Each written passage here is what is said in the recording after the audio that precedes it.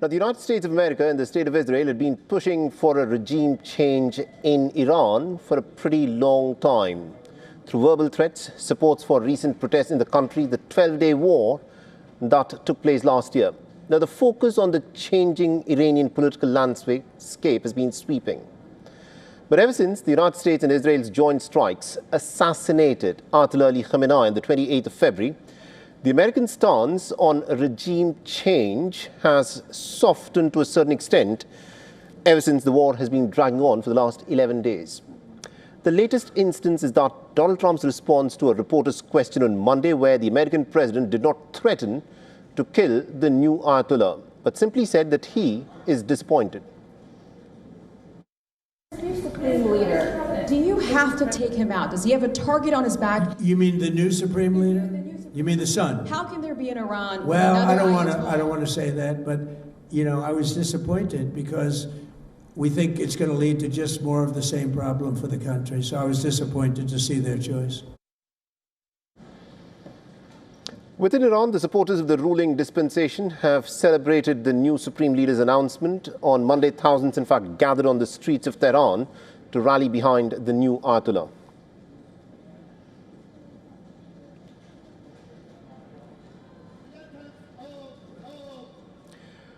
Now, there is also a section of Iranians, especially the diaspora, at least some sections of the diaspora outside of Iran, who celebrated the assassination of Ayatollah Ali Khamenei in these American and Israeli bombings.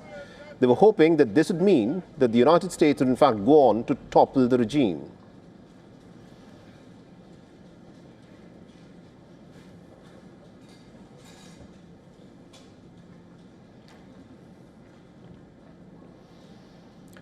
But after the Iranian clerics appointed Ayatollah Ali Khamenei's son, Mojtaba Khamenei, as his successor, there are now clear questions about the possibility of a change in Iran's political structure. In their latest statements, Trump and his administration's officials have in fact narrowed their focus down to destroying the Iranian military and its arsenal. The United States appears to have left the politics of Iran to the Iranians. But what does that even mean? If regime change agenda has failed, will Trump now negotiate with the next supreme leader of Iran, who has now been appointed?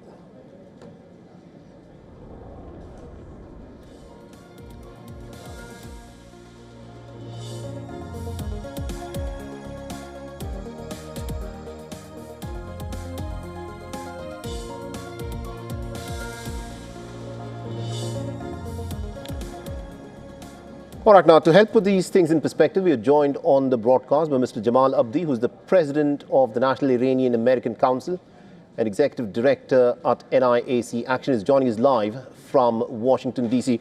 Mr. Abdi, thank you very much indeed for joining us here on WION. Now, you know, there's a lot of mixed messaging that is coming in from Donald Trump. At the start of the war, he had said that once the Americans are done with their military operation, he expects the Iranian people to rise up and to take charge of the government. Donald Trump's intentions and objectives clearly were that of regime change. And after 11 days of war, it does not appear that the American president has succeeded anywhere. In your assessment, you know, both of the sentiment inside of Iran of what the people are feeling and why we've not seen any protests either for or against the government within Iran, and outside of Iran by members of the Iranian diaspora, what is the mood amongst the Iranian people, both those who are currently in Iran and among members of the Iranian diaspora?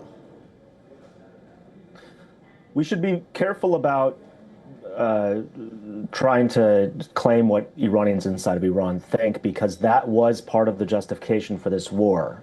Western leaders, Netanyahu, claiming that Iranians wanted to be bombed and making the case that regime change could happen on the cheap, that by only conducting strikes from the skies, the U.S. and Israel could create the conditions where Iranians rise up and topple the government. Now, for me, I never understood how you get from point A to point B there. How do you get from bombing to suddenly having a new government? And I think clearly that is not what is happening. What is happening is very predictable. The regime is resilient. The regime has replaced one Khamenei with the next Khamenei. And I think for Iranians inside of Iran, I mean, what I hear is just fear and concern about the devastation even people who were supportive of the war initially having enormous second thoughts.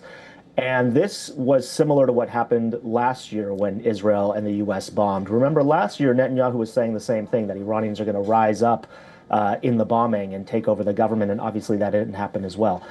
Outside of the country, we actually just commissioned a poll with Zogby Analytics, and they found that despite some of the claims that Iranians in the diaspora support this war, actually over 60% of Iranian Americans support diplomacy to ease tensions, which I think flies in the face of that narrative. So I think there are a lot of divisions about where things stand, but Iranians do not support this war at this point in time. Interesting. Now, the Iranian Foreign Minister Abbas Araghchi has said that he does not foresee the possibility of negotiations under the current circumstances.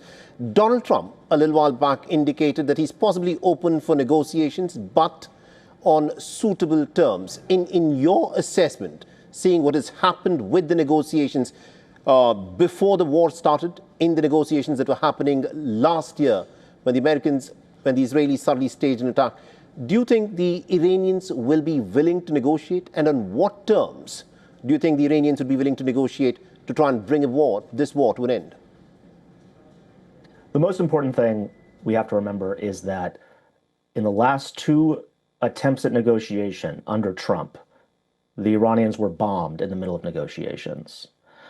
Previous to that, the last time the U.S. and Iran engaged directly was under Obama, when they secured the Iran nuclear deal, and Donald Trump tore up that deal. So the Iranians are not in the mood, I think, to be fooled again. And a big calculus for this war for Iran is that they need to change the strategic balance, and will only return to negotiations once they believed a significant enough cost has been imposed on the United States to where the U.S. and U.S. decision makers actually have to make decisions that take into account that the alternative to a diplomatic solution is a terrible one, and it's war. So I do think that there is a possibility for negotiations, and I think Donald Trump could have had a deal with Iran in his first month in office, let alone last month before he decided he was going to bomb. But that negotiation is going to require common sense concessions from both sides. And so far, the U.S. side has largely adopted the Netanyahu line, which is one that the Iranians will never accept. So I do think that there will be talks, but unfortunately, this war is going to continue until Iran judges that it has imposed enough of a cost to justify going back to the table with the United States, so that it can believe that it's not going to be bombed again if it decides to talk. Interesting. The question, of course, is, has Iran now created enough deterrence for it to again go back to the negotiation table? Thank you very much indeed, Mr. Abdi, for joining us and getting us that perspective. My pleasure. Thank you.